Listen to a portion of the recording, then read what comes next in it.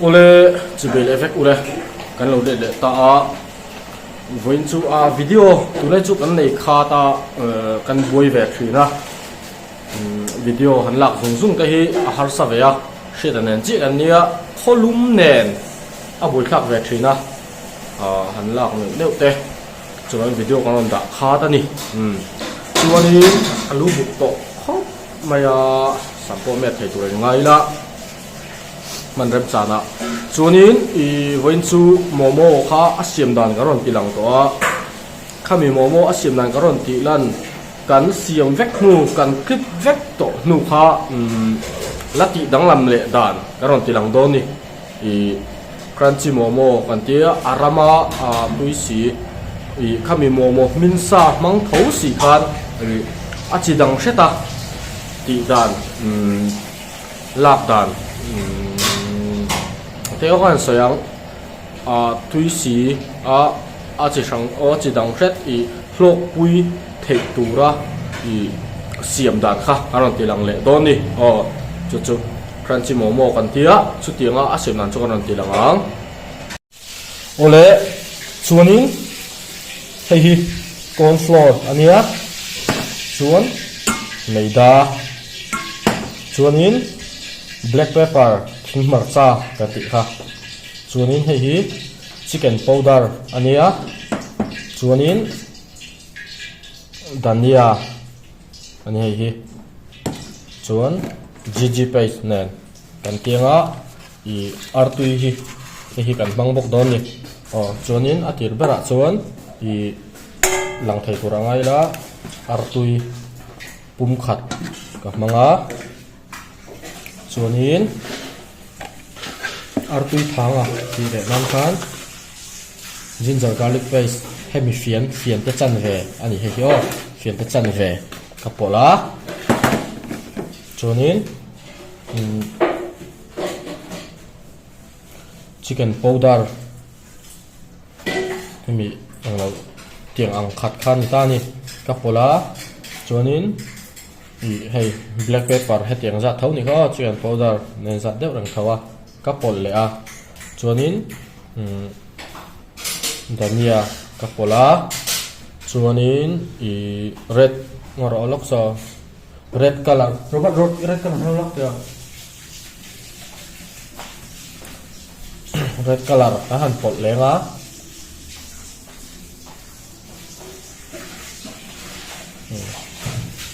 asen turania kan chi momo hi chuwangin red color han pola kan red color man hi hei abal de to ma se kan mang riwa kan mang na sa chu wang chu ni orange red ania a company hi narmada company ani red color apo khan ti hi ken ni zon kan mang thin ani chuanin chuanin hei hi chin kan toknga kan mix anga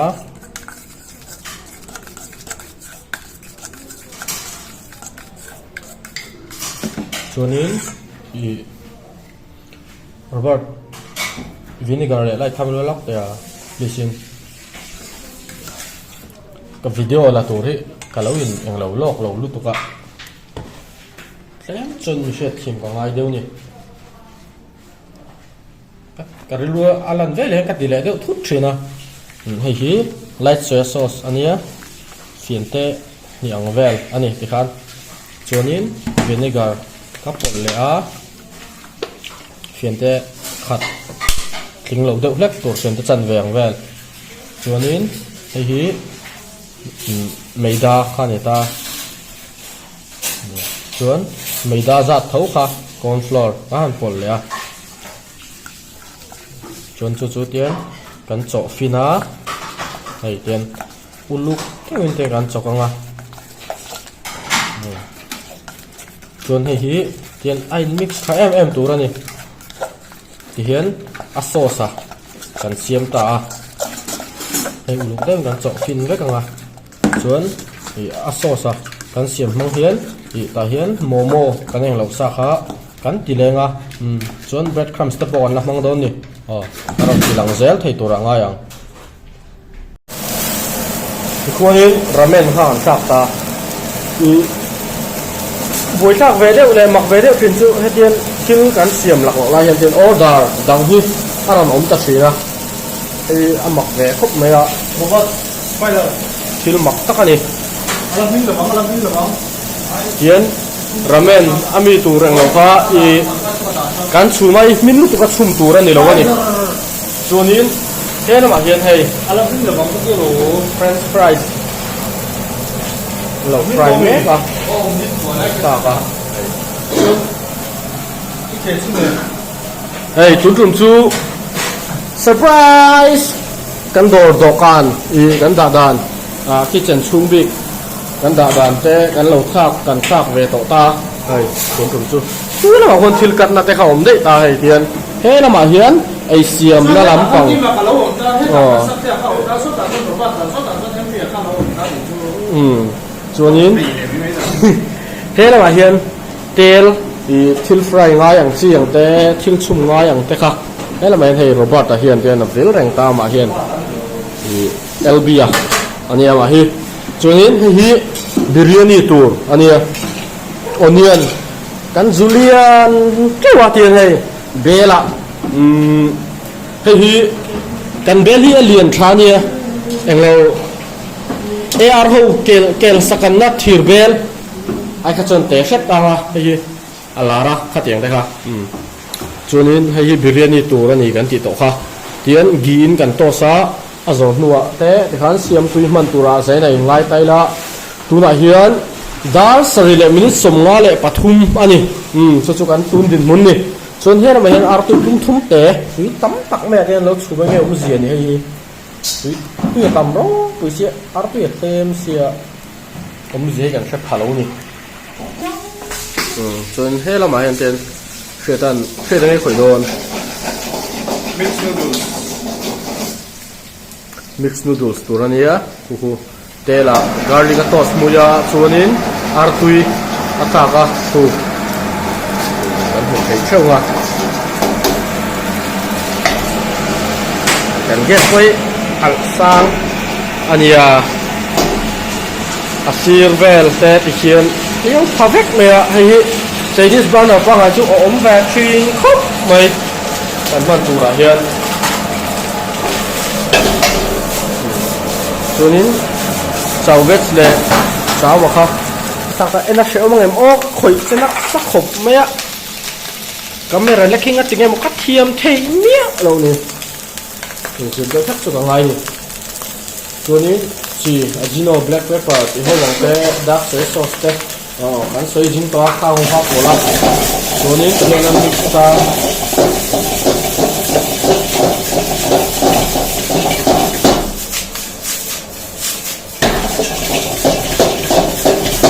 cái dani pul to dani pul to lo pol man cái gì chứ đuôi con cái răng mà lẽ đục khát lên cho nên cái là mà hiền hay ta hiền cần plating don ta hay wow ngồi là xuân thế à zoom vềเลยKian mix noodles sa sang ina sa sang ne na in cho fin ani hei himo sa chi thum ta hian oma bong sa vok sa ar sa khango kha ta hian oma ni atui ni he thil hi chuanin tian i omara hen kan da lu tanga he ta hian hei siam sa kan da lu na khai ta ti hian i crispy corn te french fries te lo om to ta hei ta hen kan da lenga chuanin kan on lenga ta son ti hian omar kha kan on anga chuanin a hlo sareng don ta ni ti khuan tu ramen tu kha i chicken ramen tu re da arsa kha tu khuan ha faya a chicken tu kha ni hi i ramen ti dan te pu kha kan thak ve to khang te kha kalak tila lang lo tur he ta hian a plating dan bit kha kan sa kha kala la lang lo tu te po tu la lang thei tu rai ngai la tu kuan kan fry ha ku tu wa sai la chuak le do ni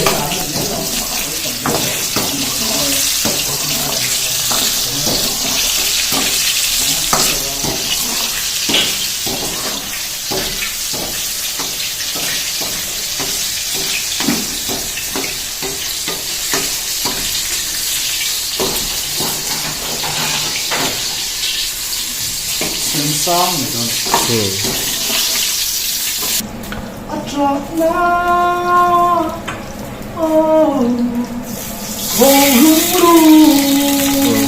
lẽ là mà hiến hay fried momo tur momo còn fry nè kha chunin ta hiến ramen kha alo siam tui don ni a sauce a siam don ni ramen sauce tu kha chun khu hei khu i purun bar le purun sen kan toast mu hai ta lain lo te subscriber thar te kanom ve zela channel chung kwa kan lo lom zel sewa hei hi kan ramen siam dan thin nia mun da ha om ve lawa tu tiang kha tiang in pol ti te pol om thei kan siam dan ania kan pol leang trong kam ka siam lawa khala ma ha chon pol ren o nia pol leang chun khu veg i china i mix noodles sa kan man ang thau khain ta a veg sa khu capsicum te i cabbage te chuan carrot nen onion nen capsicum ania zik hlum ania purun sen chuan carrot khang ho julian i asin theng bera a sei zonga kan chan kha ani kan desman khu chuan a stock a tuya khu chicken stock ar sa thum na tui hang em mai ania chuanin aramen a powder a tuna khan a thak chia chuan khu aramen a sauce kha ani ta ni powder lo do kha khu a thak ve de sepa ma se a tu em mai ni a lang ko ho na tu ni a sauce ku mo ma se kai zuan te kan la siam tui bel le thin ta ni chu wangin a hlok em a hei a tamani khu Henry te in kong tari som ni te in ka kong ruk le achan ve ni ti ke chhe ve kong pui trong han chong ni le achan ve ti che ka hria mo valang ping na sei khan achan ve ka bul te kong ruk le chan ve ni mo a tir ri ka ma tham khan chong ni le chan ve ni le a cho ya ka tan ka tan chong ma le chan ve ani ya ai nang lo thok mai pol turo kha i kalau soi me i pol vet to tro thiet i chicken powder a pola chuanin oyster sauce kha an pol boka oyster sauce kha i tuikep atanga englo khani ta chuanin red color hi a mel moina hi kan pol tel ta theni ga ni chuan i atilang moi tu tan i red color hian effect an em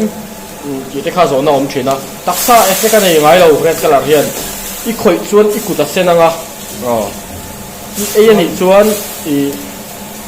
tut ron chuak tur kha a sen don i ani mai ma se te ka chuan sen tham tura ngai lo wila chuan khu corn flour i kan me koi khani ta da re hian alo khong ve de thina tu wangin chuan kutak me nem tura nia ma se a pei lawa pian na kola tong thei chuan ti khuan i ramen sauce tu kha ti khuan ka han ti thik deuh ta hop nuam em tu khan chuanin tian kan da lu ta kan ramen bowl a khan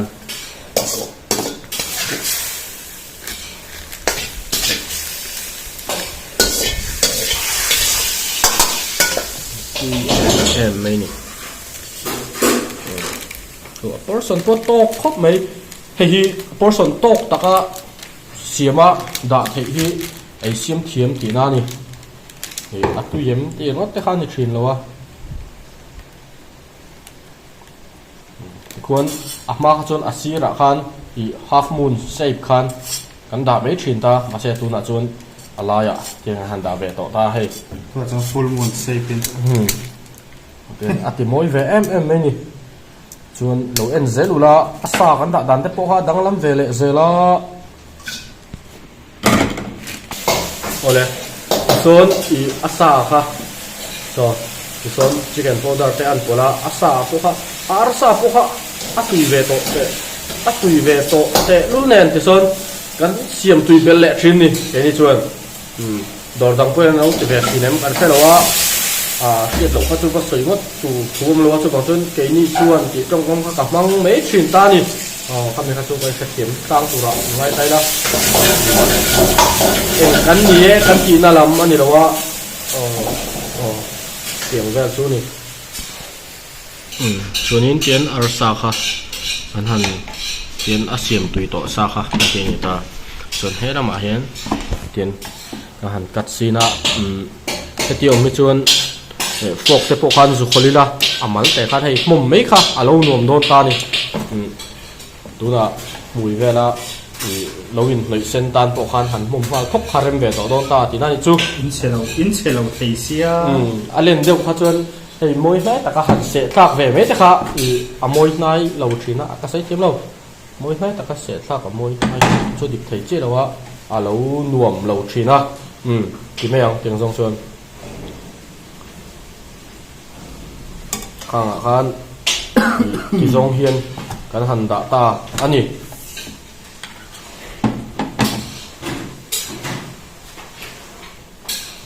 apa mutu di rop lo tu dual tí nó lắm là mà nhân tu dual giờ là chim chuanin arti kan da lenga arti poi ko chum thar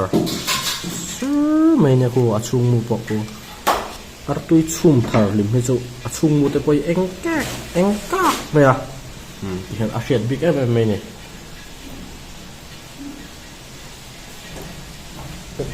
Robert Hewitt ka lo chep le la chep thi me chuanin black pepper te artui khang kan han ta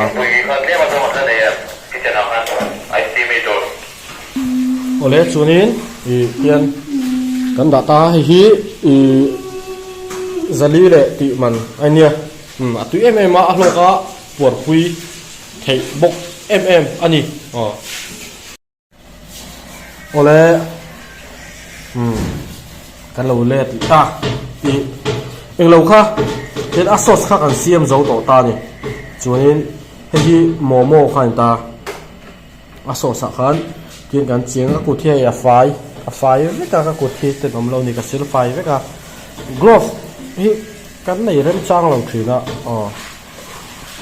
iron commandant tur deuh kha ka lo soi lo kha ni chu chuanin ken a sauce khan ka chi vek to hnu kha hei tian ta hian bread crumb san ta hi chang thop te kha hetian han eng lo ta ula a khoro kha pan ko ti te puran ko tel thina hetiang hi chang thop kha han met noi ta ula chu han phoro ula tiang hen ron om don ni ol sam ni bread crumbs om dan hi chon mani in lama po hi siam thei tur ani telani hemi video kala ka order kan khoi te pok an la langa chan chu video heti ang anon order hi kan khoi lo chuan kan ta ani lawa dor hi chu wangin kan tu dan da ta kwal thei kan ni lawa mi hnuaya thok ami chhor ve mai kan ni wang hian kan khoi thak mai ni chu kan ron soi ni chuanin tian hei bread crumbs sa khan tian kan kot ta ve ka tian ama hian ka teng lawa chuan te la hi kan fry anga chuan kan ron la lang ze lang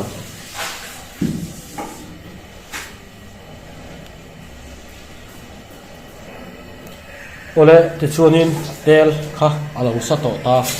ei vena ni le kan man ve to ania tin kan strain zela abol lo howang kha among dum bo strain chu thei lo te ve to ta rei to a chuanin tian kan me to sa kha hei hi kan kuta kan me machina kan khoi kha ania chu tel sa khan tian ka han tlanga tel hi asa over tura ni lo ani asat over chon a ut ma a dum ma em me a chu wang tian uluk taka atok vel chia eng lo reng ngai ni degree pa ngai tak medium heat an tiang la khan tian an fai de cher anga age sapo hi tian kan sim de wang test ara hi kan han sim de wanga chuan tiang ka han fry deuh chep cheranga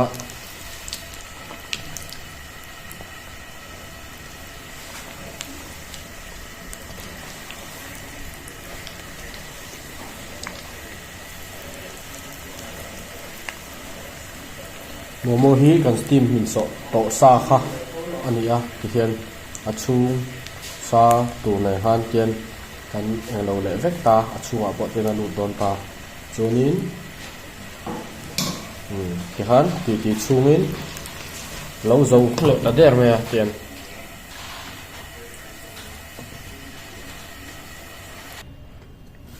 ole ti chuan ti hian crunchy momo ha kan lo siam zo ta a tian a sauce nen kan da vel china pani chau nei he chu ri order panga a hian panga kan pe thina hei a lok let lok mai den a lian tha khop maya a tui em mai ni he thil hi a zong chang thak le a ei to te po hi anin chir khat khop mai ni he thil hi chuanin ron dorula he thil hi ron ei ve ura video a te he thil hi kala tilang lawa siam dan te kha ti hangkaron tilang ania alai hola order alo om vele zeu nan ka han tile ria he thil in mulo pa hlau sia kan lalang vele rabadi chuanin min la subscribe lo te khan khongain like comment share lam han tan mi lo lak sakula mi lo subscribe theu ula chuan video mu nom tak nen ron nan le theu kan tum don nia in zawain mutui mang tha vek ule